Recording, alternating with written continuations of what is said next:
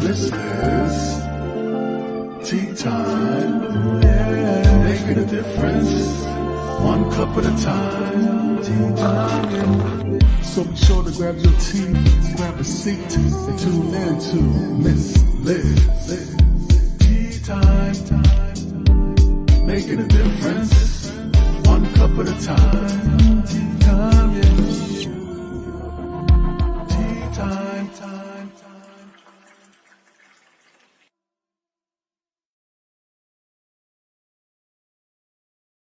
Oh, welcome to Tea Time with Miss Liz. That's right. Miss Liz is running a little late. We have some energy in the house today. I'm not sure what's going on. So if you hear a couple little background noises and all that stuff, it's just the universe doing its magic stuff with Miss Liz again.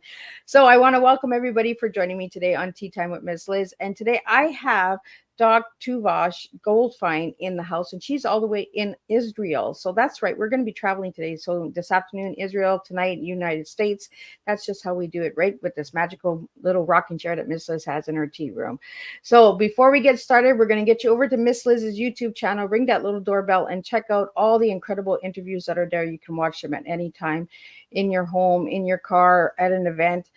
Share it with a neighbor if you feel it resonates with somebody, because that's what Tea Time is all about. It's about sharing is caring, and sharing is healing. So we all make a difference when we share that cup of tea. Now, today's tea time that we'll be talking about is chronic pain and autoimmune disease recovery. And the tea that we'll be serving is tenacious, evolving, and authentic. So that's the tea we'll be serving today in the house. So if you have any questions or comments or anything like that, please leave them in the comment section or directly send them to Miss Liz, and I will get them out during the conversation if they're related to today's conversation. So before we get started, we're going to do all the good stuff. We're going to do a disclaimer, we're going to do bio, and then we're going to get Dr. Tovah in here, and we're going to have some good, strong cup of tea, Miss Liz style. Disclaimer for Miss Liz's Tea Time live show. Miss Liz, myself, is going live using StreamYard. Before leaving a comment, please grant StreamYard permission to see your name at StreamYard.com. Please be advised the content brought forward for any Tea Time show hosted by myself, Miss Liz, is always brought forward in good faith. However, may bring forward dialogues and opinions that are not representative of my platform.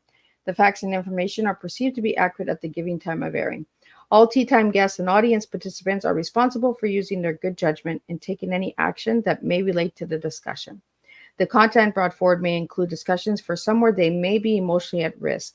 It's significant to know that this show is engaging in discussion forums only to offer and inspire awareness and connection, and is not providing therapeutic advice unless we have a professional in the house. If you have any questions about the disclaimer or the panel's discussion, you may freely contact Miss Liz through my email at bookingmissliz@gmail.com. Moving forward, should you choose to voluntarily participate in today's show in any aspect, I myself, Miss Liz, welcomes you. And should you decide that the show is not made for you at this time, I respect those wishes, and we'll see you at a later show at a later date and time. And again, regular days for Tea Time are Thursdays, 3 p.m. and 7 p.m. Eastern Standard Time. If you see a Tea Time on a Monday, Tuesday, Wednesday, it's a surprise, rescheduled, or a special Tea Time that has popped up and needs to be on Tea Time. So now a little bit about my guest. Well, today I have Dr. Tovah Goldfine is dedicated to mind-body education and healing of TMS, which we'll be talking about, chronic pain relief, autoimmune diseases, and stress illnesses. She's a specialist in neuroplastic methods using the state-of-the-art PRT, pain reprocessing therapy, to help many patients recover. Weekly on her Facebook Live broadcast, she provides a platform for doctors, therapists, scientists, and authors to share their insights and expertise, fostering a community dedicated to healing. Dr. Tovah talks with individuals who have successfully healed from chronic pain and autoimmune diseases, sharing real-life stories, success stories, and inspiring hope for others facing similar challenges. Dr. Tovah is 40 years of practice in chiropractic and rehab, gives her greater knowledge and more insight to how the mind and body heals. So let me get her in here and let's spill some tea together. Welcome, Dr. Tovah. Happy to be drinking tea with you, special lady. It took us a while to get here, but we're here, right? Yeah. So let's get started.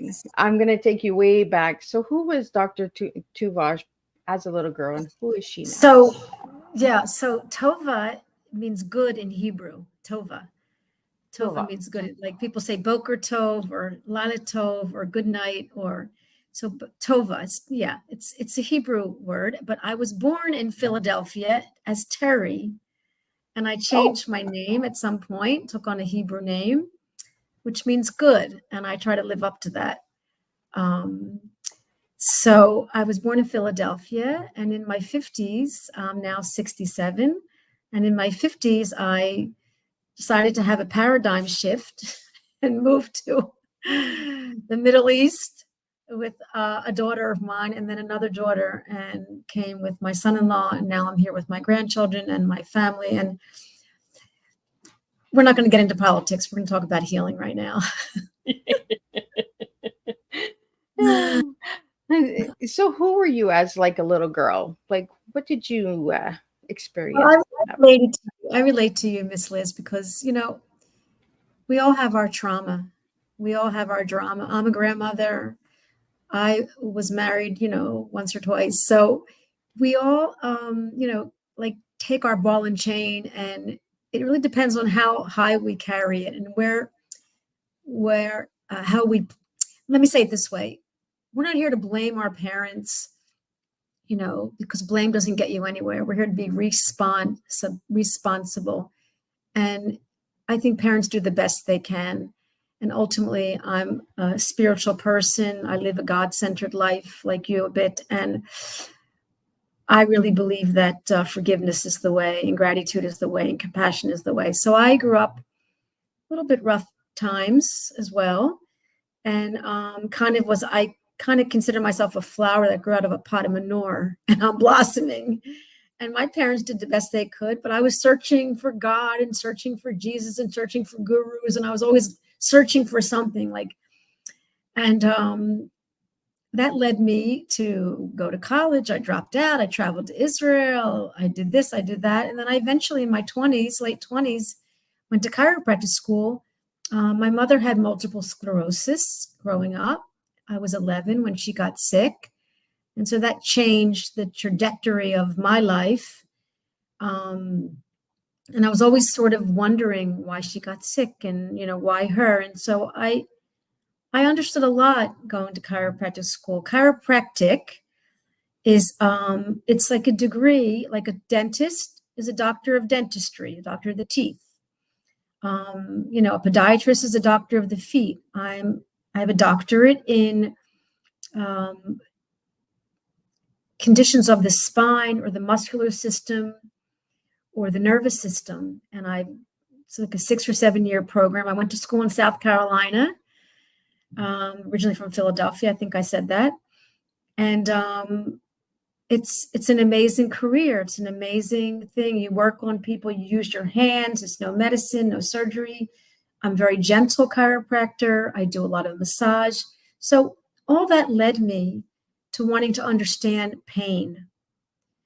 And, pain, you get kicked or you put your hand on the fire, that's pain. You pull your hand away from the fire, you put a Band-Aid on. Band-Aids heal, by the way. You get better, but there's a lot about chronic pain that doesn't go away from surgery or medicine. There's enormous amount of chronic pain in the world. And I'm not going to throw statistics at you, but I am going to say that chronic pain is not normal. The body heals. The body gets sick and the body heals. The body's constantly regenerating, constantly. We get a cut, it heals. We even watch it heal. I mean, people know about the human body. I mean, I asked the question, how do we make babies, and a sperm and an egg come together and make a baby? Like, this human body knows what it's doing without me telling it. My heart's beating, my stomach's digesting, my liver's functioning, my kidneys are processing. It has an innate intelligence. And so that led me to love chiropractic, which is about the nervous system, like really getting things working, helping your innate intelligence, the inner ability for your nervous system to work. And then I thought, years later, I started to think, well, wait a minute. The disc is not the problem. The muscle's not the problem. It's something in the brain, Liz. It's something in the brain. The brain has learned pain. The brain has become habitually protecting. And most chronic pain is the body protecting. We feel punished, but it's the body protecting. Now I'm going to dialogue with you. So that's the elevator pitch. I really like that, because we don't talk about chronic pain, right? It's a taboo subject.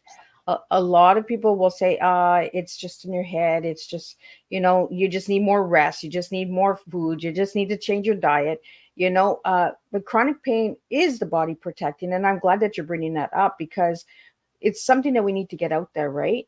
And we talked about it in conversations between us before today as well, about how the mind takes care of the body, how it protects the body, and that's why I really wanted to get you on here, was because this is a conversation that we don't have in today's world, is how to protect our bodies and how to understand, or to understand why the body's protecting us when it feels wrong, it feels counterintuitive, it hurts. But we have a lizard brain. Remember, this brain is a piece of flesh. It's a very, very sophisticated machine. We're not talking about like somebody living in there. This is a machine. This is a piece of really like a brilliant organ that has come from however long the world has been. We're all debating that, depending on what religion you were debating when the world started. But more important is our brain has developed brilliantly, different than in animals. And it was a protective brain, and it's been developed. I'm not going to get into that because it's more scientific, but our brain, when it protects us, when I put my hands on a fire, that's my brain. Yep. Thank God I crossed the street and there's a red light and I stop and I think, oh, and my brain. So we have to think about the power of the brain and what it does to protect us. We also have to understand our unconscious mind. The brain, let's say, is our conscious mind. And the unconscious mind is like, we think it's like something deep inside of us, like some kind of, like Mary Poppins bag or something of thoughts. But the unconscious mind is the body. And this has been scientifically researched. The unconscious mind is the body. We call it unconscious mind. And there are thoughts that we think, oh, it's my brain thinking. It's the unconscious mind and a whole nother set of neuroscience that kind of creates the thoughts from our experiences, our behaviors, our actions. And we may not be able to control that, but you and I know we can always control our response to anything. This is power. Right. And the research is, this is the bittersweet. We have 1,000 thoughts a day, let's say. Now, 999 of them are repetitive, and 995 of them are negative. Now you say, well, wait a minute, then how can I beat that? Well, that's just our lizard brain protecting us. Wait, hold on, protect. What? Stop.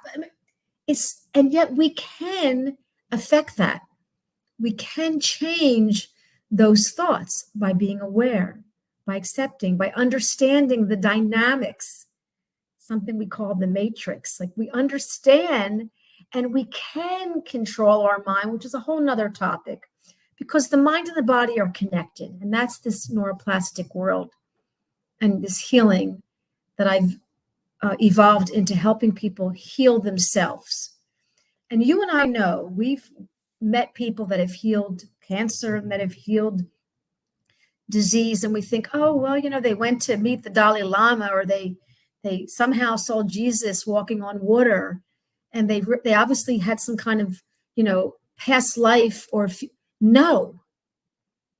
It is possible, and I'm meeting thousands of people who are healing everything from cancer to multiple sclerosis, even which my mom had, to chronic pain. And they're doing it by changing the neurocircuits in their brain, like the phantom leg. What did he do? God forbid, he got his leg cut off, but he's still feeling pain because the pain is here. We process pain here. We feel it here. I feel it here. Now, acute pain is processed somewhere else. Chronic pain is processed in the amygdala. I'm making it very basic for the listeners. It's processed in a part of the brain where also fear and anger and sadness and grief, these are core emotions. These are core emotions that we all feel. And what we've discovered is that pain, chronic pain, is an emotion. I like to dialogue. I really like that, because the reason why I asked you who you were as a little girl, because it usually gets us into the fields that we are when we become adults, right? And the story of your mom brought you into the field that you are in today, and it brings the understanding. And I love that you brought up Mary Poppins, because Mary Poppins had that little suitcase of magical things that did make the children understand stuff, like a spoonful of sugar, put the medicine down. So they had to take their medicine, whether they refused to take it, but their bodies were saying that they needed the medicine to heal, right? And I love that you brought that analogy in, because for the younger generations that are listening to Tea Time, they can understand that, we have this toolbox, we have this suitcase that we need to dig into sometimes in order to heal ourselves. And we had a question here for you. Do you believe that there's enough research done on the brain? Well, for my field, healing, I mean, look, there's neuroscience, there's the brain, there's understanding, I'm not a neuroscientist, but I also get a little involved in quantum physics, which is about the brain and like being the placebo and about energy. And this is a field, if I could, I'm 40 years doing what I'm doing. I'm 67 years old and aging gracefully like you.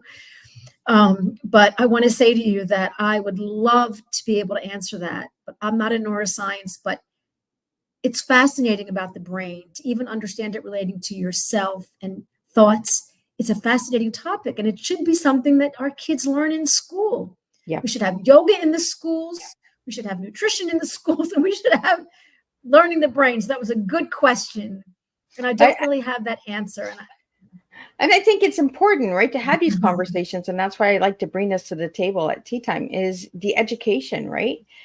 For all the teachers out there, all the educators out there that are listening to Tea Time, maybe this is something we can bring into the classrooms, have that conversation about the brain and the brain power and understanding the brain, because the brain leads to so many different diseases and illnesses as well.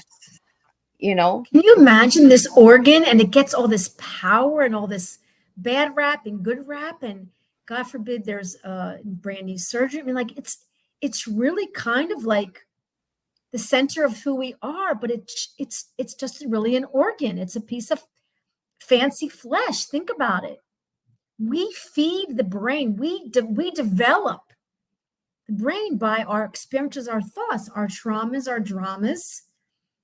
And what I'm promoting here, and if you walk away with anything, is something called neuroplasticity. To that question, neuroplasticity is that the brain can change. The brain it's molded. We can change it.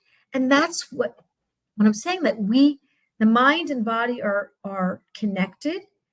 And once we get sick, we can heal. Once we have a thought, we can change it. We have that power. We're not controlled by this organ. We have enormous power. And that's what you're doing for all these years in your show. You're empowering people. And I came into my world wanting to empower people. In fact, I'm not a great businesswoman because I want you to be the doctor. I want you to be the healer. So it's partly like, wait a minute, but I do counsel. I do counsel people in this neuroplasticity. So that's what the man did with the phantom leg. Yeah. He said, no, doc, I'm feeling the pain in my leg. And the doc's like, the pain is here. He's like, I'm feeling it in my leg, but your leg is gone. Oh, I have to create a new habit. I have to create a new language. I have to build a new neural circuit. That the pain is in my brain. Yeah. So we build a new neural circuit by learning new habits. That's what neuroplasticity is. And people are healing pain and disease from having a different relationship with their body. So it's fascinating. It's fascinating, my work. It really is. And you can see how excited I get. I don't want to talk so much. Well, Let me just tell you what TMS means. TMS is shortened for tension tension myoneural syndrome. And it was coined by a Dr. John Sarno, who a lot of people know who he is. He wrote a book in 30 languages about healing back pain. It started with back pain. He was a doctor of physical medicine in New York for many years, for like 40, 50 years. He recently died at 96, about 10 years ago. But he started to see that this person had this x-ray and they weren't in pain. And this person had the same x-ray, but they were in pain. And he began to put 2 and 2 together. And he came out, maybe 20 years ago, I don't know the dates right now, in kind of challenging the doctors and saying, wait a minute, this person doesn't need surgery. This person is getting out of pain from physical therapy or chiropractic. So we started to understand that the x-ray and the MRI were not indicative of the pain, and that this is very interesting to the listeners. Who you are will determine how you relate to pain. Because of your trauma or your drama will determine your relationship with pain. One quick story. This is a true story, and I'll send anybody the research. Anybody can email me for anything I say.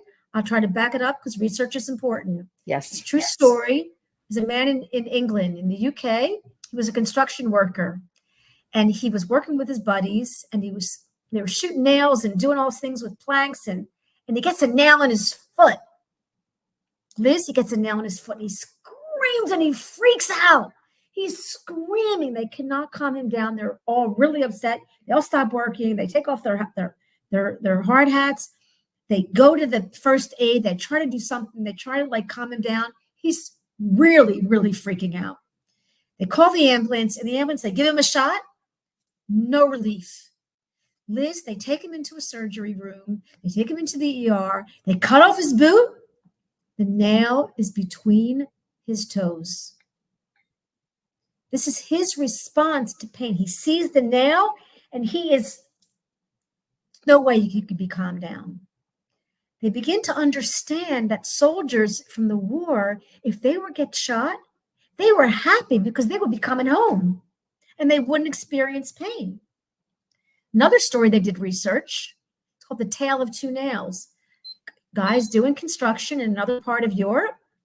He's shooting nails, and he feels something a little bit in his face. 2 weeks later, he goes to the dentist.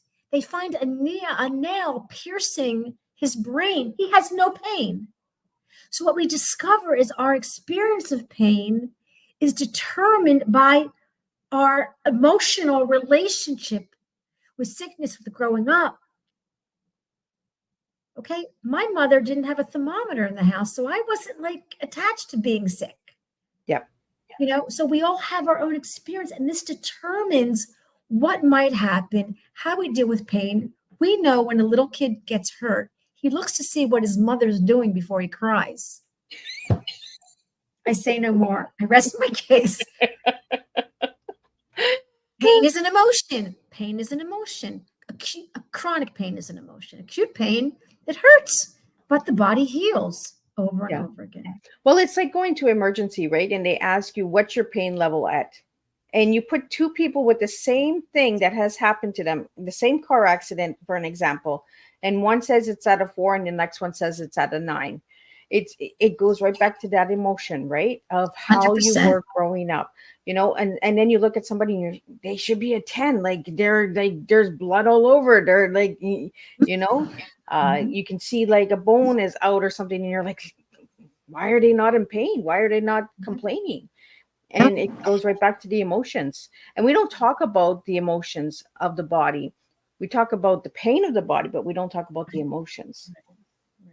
Right, exactly. And, it sounds a little woo-woo. And I thought that very, very beginning, but then I began to study the neuroplasticity and understood that, and they do some studies on how emotions are processed. And I could feel, when I feel angry, it affects my fight and flight mechanism. When I feel scared, I start to sweat. So that's the fight and flight. So understanding the neuroplasticity is understanding your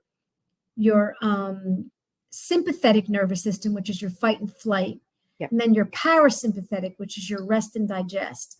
And we all go back to these different places. We get into fight or flight, we're freaked out, but then we calm down.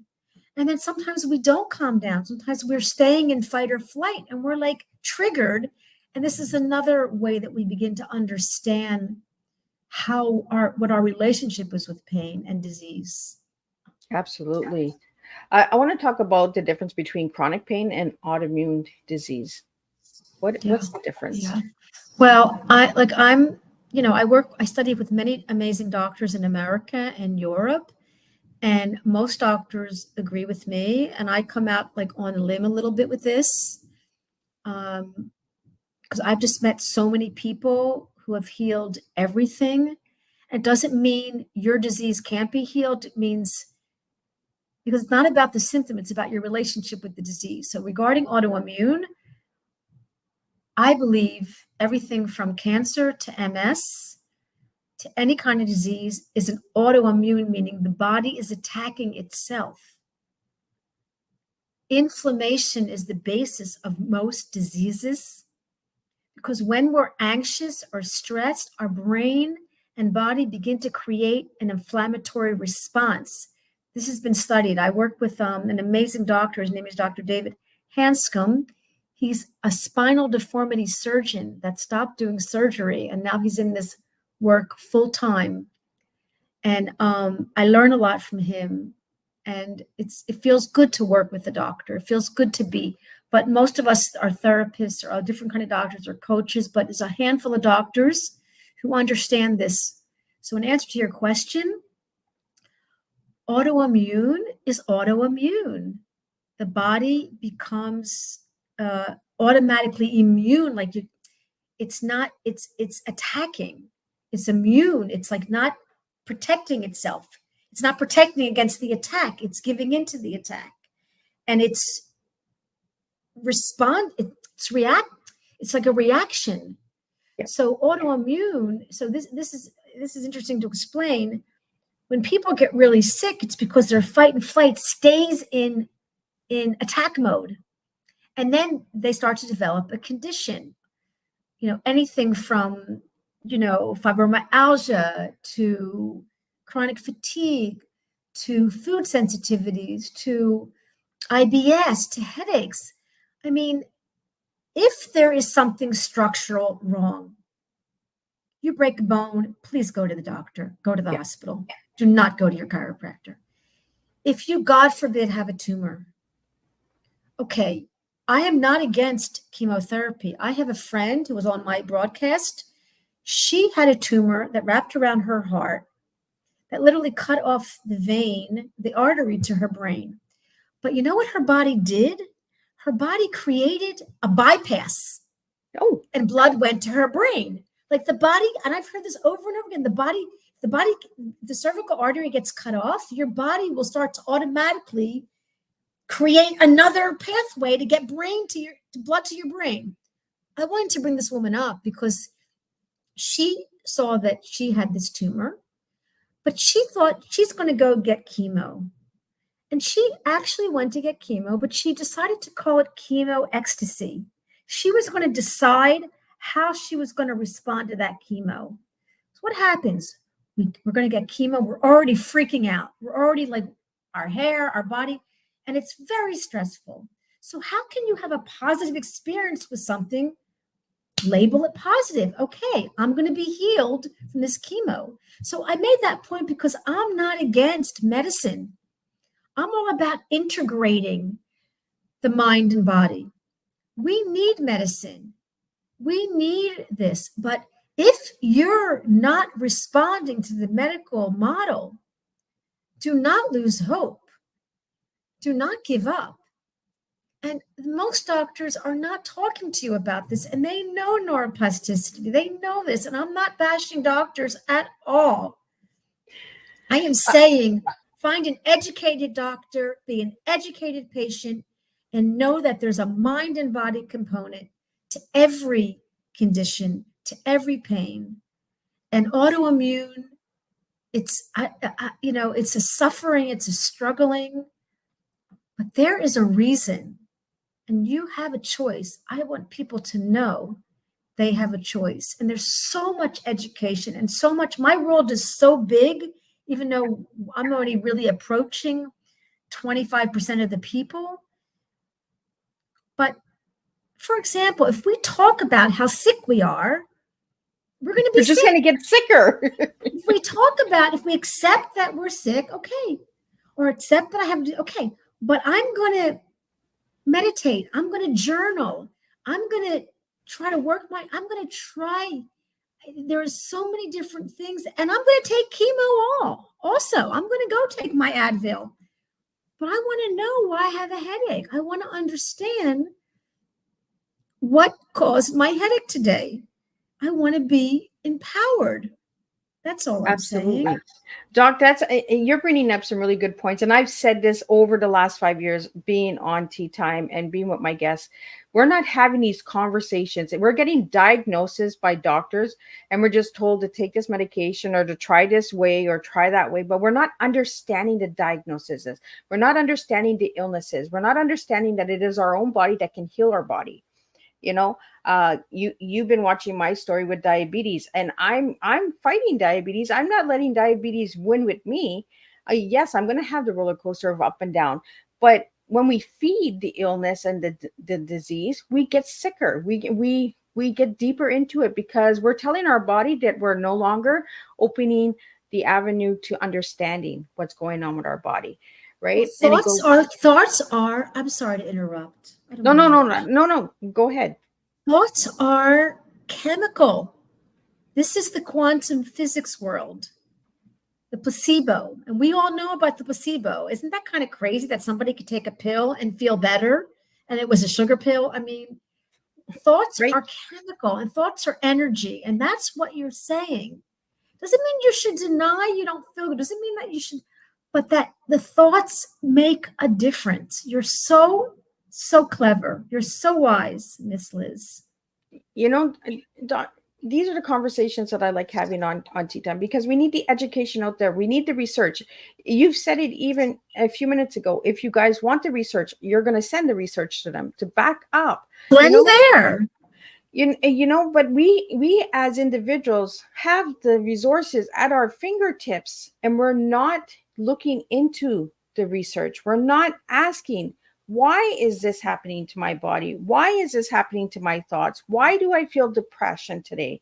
Because we're not understanding how strong our brain cells are and how the heart bypass. Like I'm really happy that you brought that story up about chemo, and the bypass, because the heart and the brain are connected. And we're not talking about this in today's world, where we should be having these conversations. I could talk about fashion and dress up and all that all day long too, but I want to get the education out there that can change a life, that can save a life. And this is why I wanted you here, was because Absolutely. I want people to understand that even the word matrix, you're going to go and think of the movie right away, Matrix, instead of going and looking and understanding your own body and mind. And that's what the Matrix was doing, was telling us that it was within us, that we can heal ourselves. 100%. You are the doctor. You are the therapist. And doctors, look, you want to find a doctor who will treat you, not your symptoms. Because your symptom is just like my symptom. We're two totally different souls and minds and bodies. And there are doctors doing this. And the doctors that are not, I'm not about blaming. They're doing the best they can. But, a lot of doctors, I remember the doctors I study with, they talk about they got like an hour of pain in medical school. They got like an hour of nutrition. I mean, food is our medicine. So again, this is not about bashing doctors. This is about educating patients to walk in and say, Doc, I have a list of questions, and I'm asking for your time and attention. Please, and listen, find the doctors that will, because they exist. Well, I think that the issue too is the passion, right? Some people go into these fields with no passion and no purpose. So they're just giving you the medication and saying, this is what we went to school with, this is what should be working, and it's okay to question your doctor and say, well, you know what? I don't think that that medicine is working. I don't think I should be taking this. It's okay to question people. It's okay to ask those questions and and build a relationship with your doctor. If you're not having a relationship with your doctor, doesn't mean that you go out on a date and take them out for lunch or anything. It means getting to understand your doctor, if they're the right fit. Like that's what you're saying, doc, is you're saying that, find the right fit. And, doctors are short and scarce because of what has happened in the last couple of years. So we really have to start paying attention to who we're allowing to give us stuff and to feed ourselves as well. It's like putting a candy bar in us or taking a piece of carrot. It's the decision and choices that we make. And that's why I really wanted to have you here, is because you do the mind, body, and soul. And I really like what you have on your website. And it says, be your own doctor. And that just means be your own advocate. Like let's find the doctor within us, Yeah, it exists. It exists. It's healing. It's healing us all the time. We like forget about the constant inner healing that's happening, and that your heart's beating, your stomach's digesting, you're not telling it what to do. And then when something gets sick, look, we react, we get scared. It's fearful. Look, pain means something is wrong. Pain means danger, but not this kind of pain.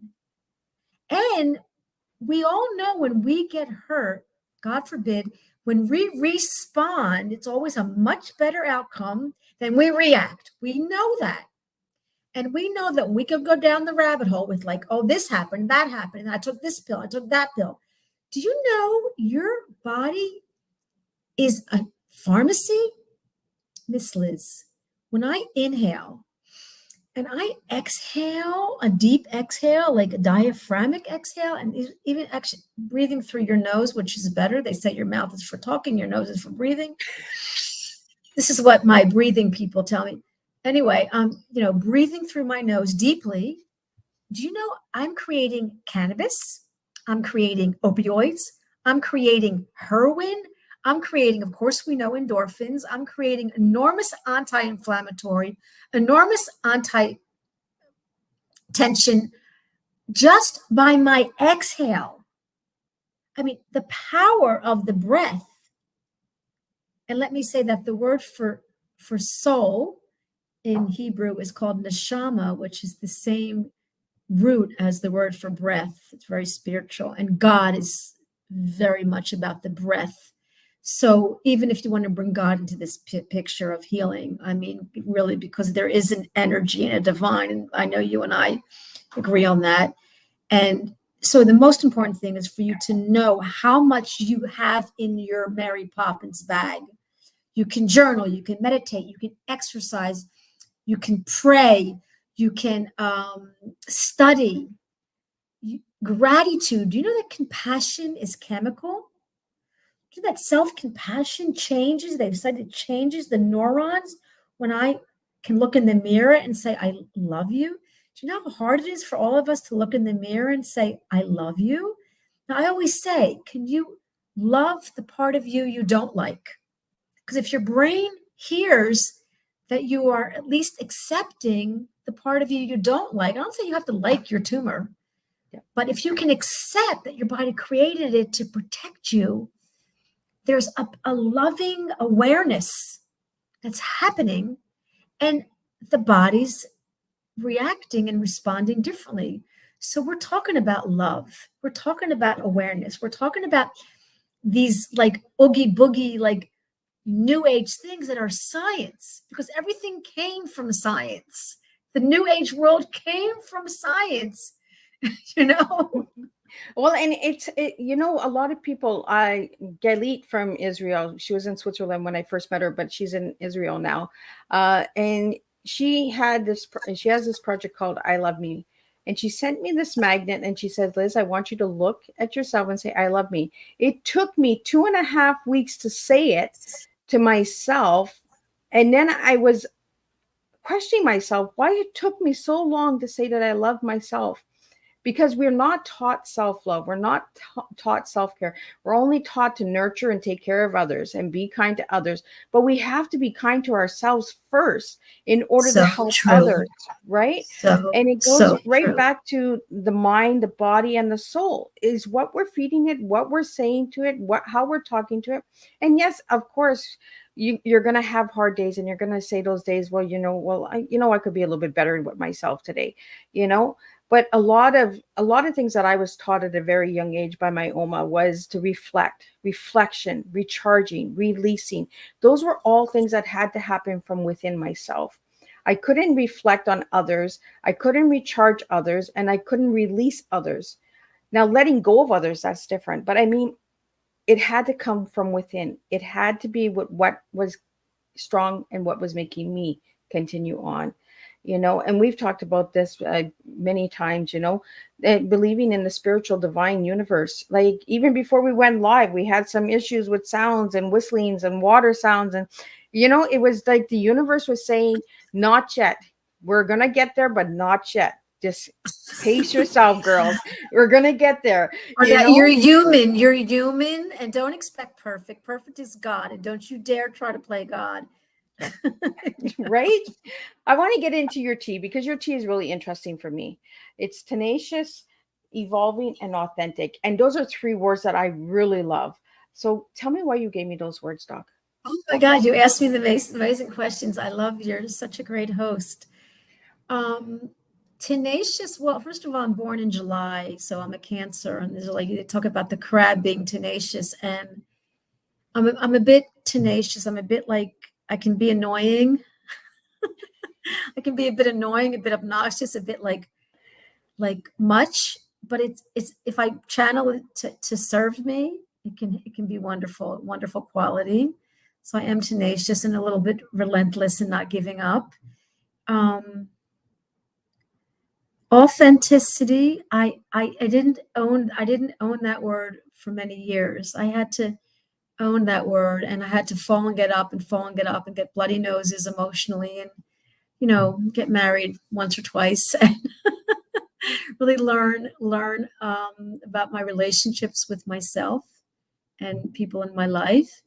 And I think I wasn't being authentic. I think I was being someone that I thought I should be. And none of us are. We've all gone through that. We've all taken a bullet for that part of our lives. And that was a big part of my life, because I didn't maybe see it growing. I didn't see authenticity growing up. So I had to learn the hard way, not from a tumor, thank you God, but from relationships. So it took me like in my 50s to really feel that I could really be authentic and honest. I call it like honest with, like naked with my clothes on, I call it. Intimacy is not like in the bedroom. It's really being able to talk to somebody. And part of me is shy and part of me is introverted. You wouldn't believe it. And I think that's this part of me that is insecure. And, I go on live each week and I do a show, but I'm behind it. I'm really insecure. And I think, well, this is a part of me. Hey, I always like to say, Miss Liz, I'm very secure about being insecure. I like that.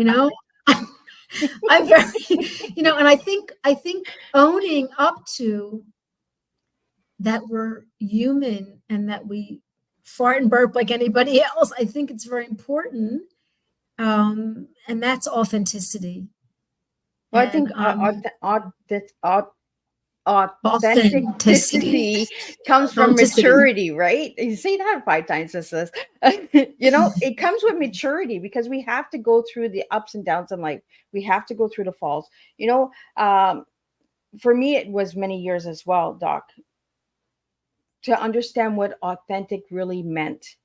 It wasn't about being liked and loved and being on the spotlight or anything. It was being authentic with myself. And being mature, coming to the maturity.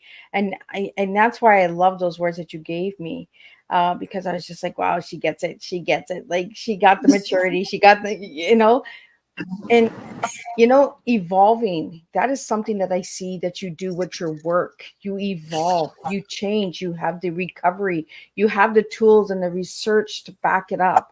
And that's what evolving is all about. So tell me what you think of evolve. Well, very good. I'm so happy you asked me. I have a friend who's a colleague who's has a podcast. It's in Hebrew, but it's called Evolve or Die. And Oh, I just love that, because if we don't evolve, we will wither away. And that's really even about with anything in the world. We don't have to change ourselves. We don't have to change who we are. We're born, we grew up, and it's from age 1 to 7, we're developing who we are, and then we're coasting. And then so many of us are into self-help, myself as well. We're always doing the self and changing and evolving.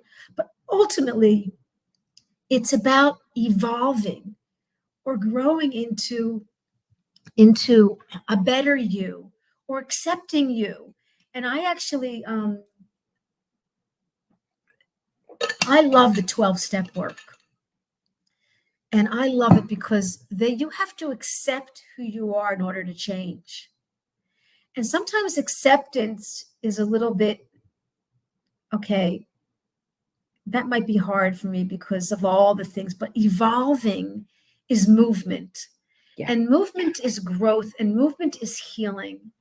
And so I love the word evolve, and for all those reasons. Well, and it all aligns, and that's what I loved about your T, because the T, the E, and the A, it all evolve. It all connects, right?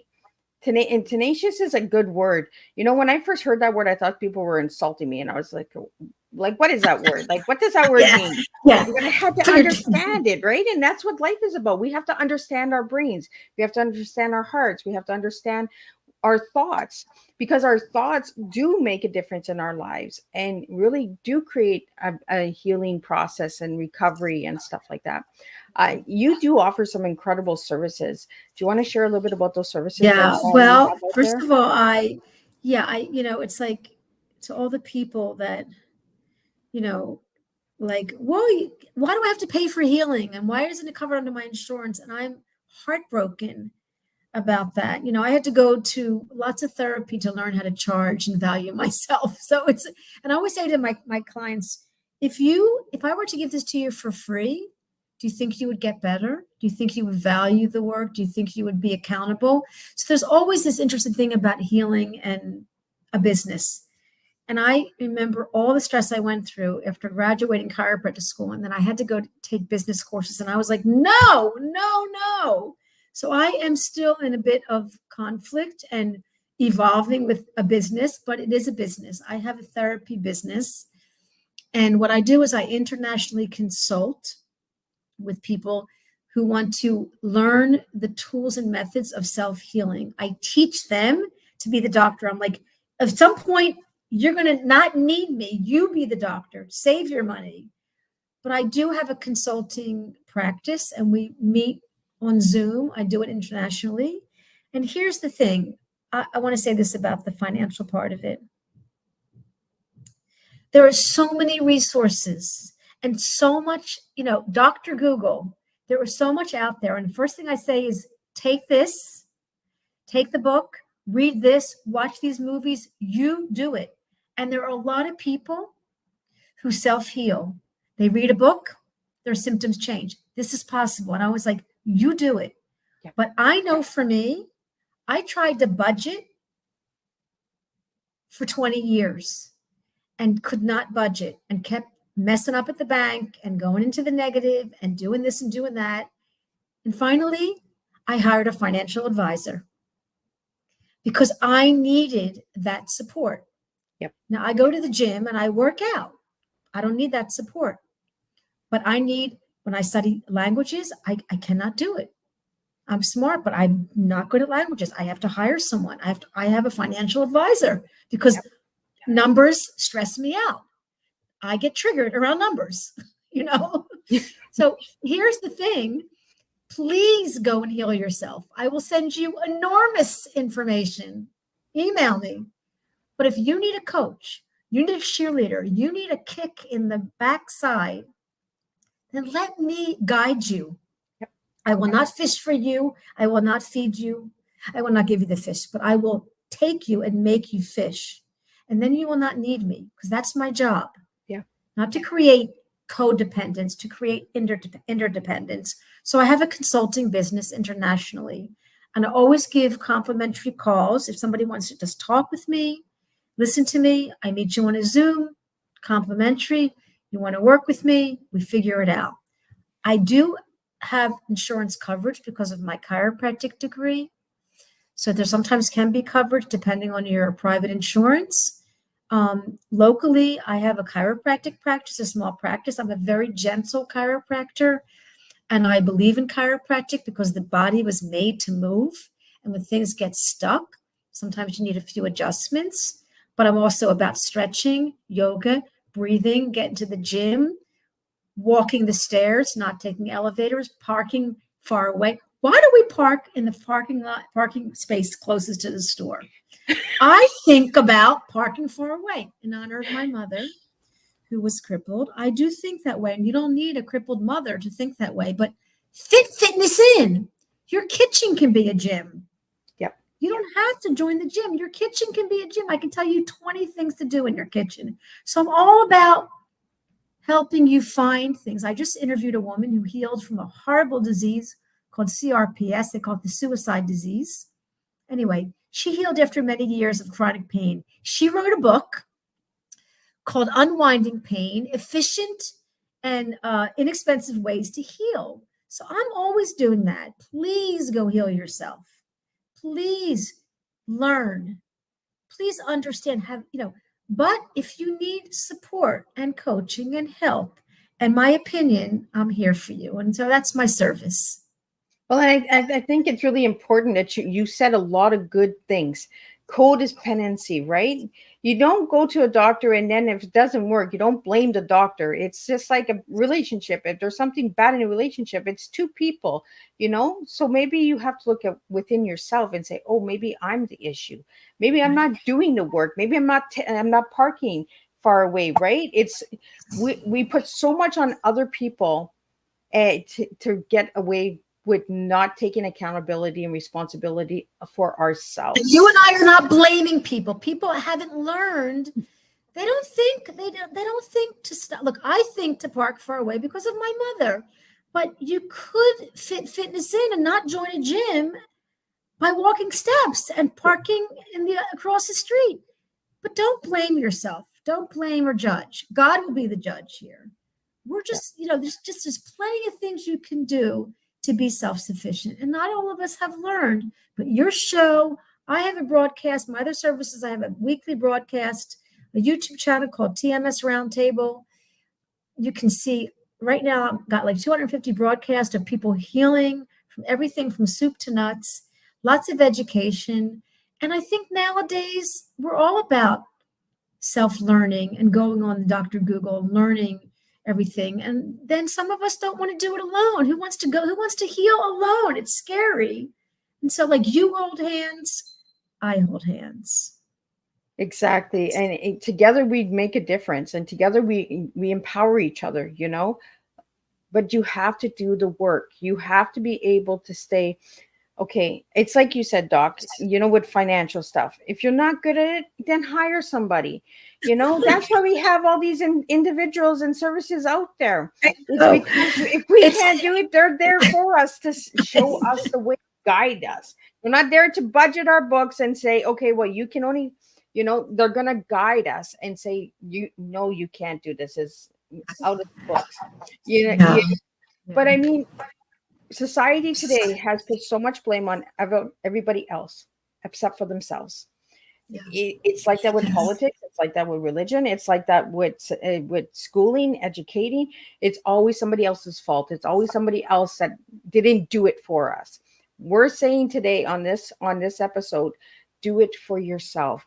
Take the steps. Yeah. The tools are there. The information is there. The research is there. If you guys would like to know more about Doc, reach out, connect. And if it's not a good fit, it's okay. We're not going to be offended and say, you know what, Miss Liz, your tea time's not for me.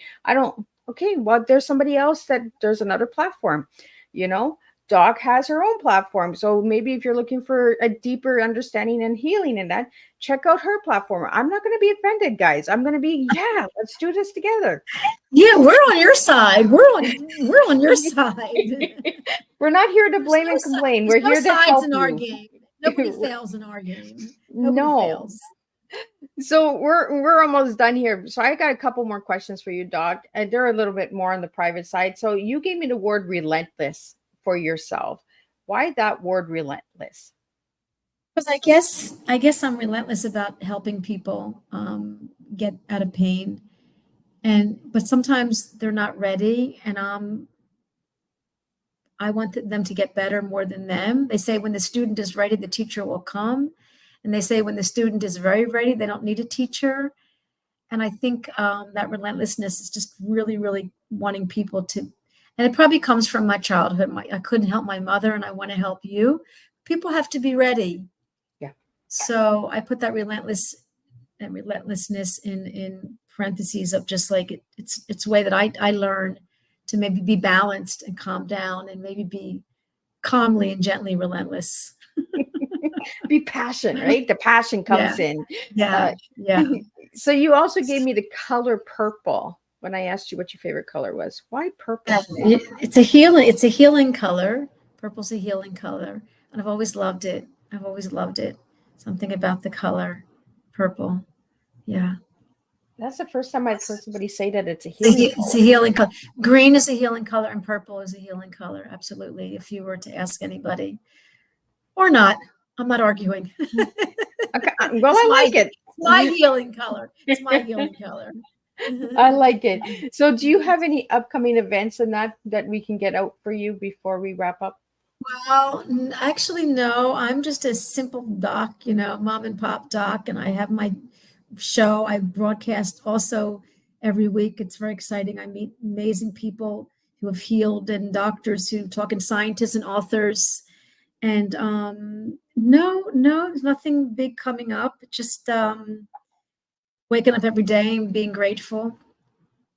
And I'm just thrilled. I mean, you had to schedule me like 6 months ago. That shows how busy and how amazing you are. And I am in awe. I'm in awe to be like sitting here with you. You're just really so professional, and your social media is amazing. And, you're on the ball. And I am really, really honored to be in this little safe room, this place with you, Miss Liz T. And you're so clever.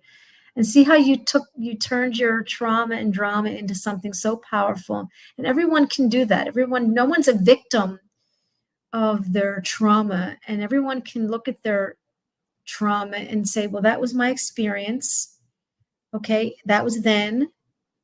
I might be scarred, but that also means I've worked hard. You've overcome adversity, and so have I. We took our adversity and turned it into something powerful, something creative, and everyone can do that. No one is a victim of their childhood, of their trauma. I know how bad trauma can be. We live in a crazy, crazy world, but there's hope, there's belief, there's repetition, there's the ability to heal. There's healing on all fronts. Absolutely. So if anybody would like to reach you, how can they reach you? And for the audio listeners, can you spell out your website? Yeah, this is it. DRTOVAH. You can click on that. It comes up a little letter, and you can email me, and I'll send you. You can say, Doc, I want resources. I'm on WhatsApp. We're big on WhatsApp in Europe, and we're all over because we want to connect to people all over the world. So I'm on WhatsApp. It's an international. It's a phone app for free as long as you have internet, and we can speak internationally, and we can talk. We can WhatsApp video, but I Zoom. Like, I give everyone a complimentary call if you want to just talk with me personally about what you're going through. And nowadays everyone can find anyone. Call Miss Liz; she'll give you my email. That's what I do. I connect people. I connect the dots, right? Yeah. You're a bridge. You're a bridge. I love connecting. That is what I live for, guys. I'm a passion person to get anybody connected if you want any connections or anything like that. And Doc, I really want to thank you for reaching out and being a guest on Tea Time, because your story makes a difference, you know, and you bring some good educational content to the table. So for any of the listeners out there that would like to know more, please check her out, check out her website, you know, check out her services, and have that conversation, and maybe have her as a guest on your podcast or your show or channel, because I know some people have channels, some have podcasts, some have talk shows, so all of that good stuff. And we will be back tonight at 7 p.m. Eastern Standard Time with a returning guest from season 3 and 4, and she'll be here for season 5. And we're going to be talking about the importance of literacy for humanity with children's books, because we think that humanity has a long way to go, guys. And through literacy and storytelling, we're going to make a difference, and we're going to serve some real life stories and tea and words and all that good stuff on Tea Time with Miss Liz. So until 7 p.m., I will wish you guys all a good afternoon, a good evening. And if you'd like to know more about Miss Liz, just check out Miss Liz's websites and platforms. And I'm just a cup of tea away for all of you guys out there. Until then, I'll see you at 7 p.m. with the second Tea Time of this week. Thank you. Bye.